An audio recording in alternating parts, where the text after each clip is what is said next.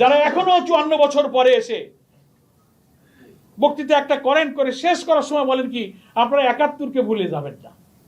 তা আমরা 71-কে ভুলিনি তো, কারণ 71-কে আমরা ভুলিছি না, আপনারা ভুলে গেছেন। দেখেন যারা এসব কথা বলেন তারা যখন দেশ শাসন করেছেন, আমাদের কাছে অন্তত 13 থেকে 14 জন নেতার নাম দিতে পারবো। আপনারা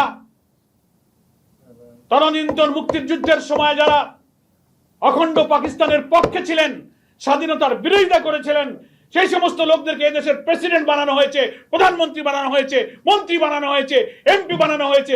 যারা কথা বলছেন তাদের পরিবারের লোকেরাও স্বাধীনতার বিরোধিতা করেছে, এর প্রমাণ আছে। মন্ত্রী, এমপি, প্রেসিডেন্ট, রাষ্ট্রপতি দিয়ে 12-13 জন এমন লোক যারা ওই সময় তারা অখণ্ড পাকিস্তানের পক্ষে ছিলেন। সামনে জাতীয় নির্বাচন। গতকালকে প্রধান উপদেষ্টা জাতির উদ্দেশ্যে ভাষণে তিনি নির্বাচনের একটা টেন্টেটিভ আইডিয়া আবার দিয়েছেন। বলছেন যে ডিসেম্বর থেকে জুন।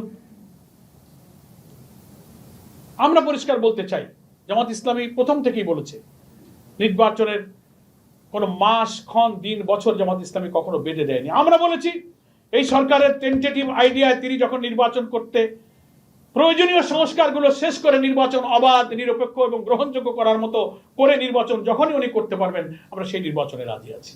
জামাত ইসলামী সেই নির্বাচনে প্রস্তুত। আমি খুব তাড়াহুড়ো করলাম অথবা লম্বা সময় দিলাম, নির্বাচন যদি আবার সেই 14, 18, 24-এর মতো হয় তো আমার এই সময় দিতে কোনো লাভ নাই। ফলে time is not important, important হচ্ছে ইলেকশনটা নিরপেক্ষ হবে কিনা। তার আগে এই মানবতা বিরোধী অপরাধ যারা করেছে, হাজার হাজার লোককে যারা খুন করেছে, মৃত লাশ আগুনে পুড়িয়ে যারা ছাই করেছে, হেলিকপ্টার থেকে শিশুকে যারা হত্যা করেছে, এই ইতিহাসের বর্বরতম খুনিদেরকে ট্রাইব্যুনালে যে মামলা হয়েছে, বিচার শুরু হয়েছে, এই বিচার দৃশ্যমান হওয়া চাই। বিচার না করে অপরাধীদেরকে আপনি যদি শাস্তি না দিয়ে আপনি নির্বাচনের নামে তাড়াহুড়ো করে পার হয়ে যেতে চান, বলা যায় না আধিপত্যবাদী শক্তিরা কিন্তু এখানে আবার স্পেস খুঁজে নেবে। কত দুঃখ দেখেন, আমাদের এই বন্ধুরা বলতেছেন ইনক্লুসিভ ইলেকশনের নামে ওনারা আওয়ামী লীগকে অ্যাডজাস্ট করতে চান। এই 6-7 মাসেই আপনি ভুলে গেলেন কি করেছেন।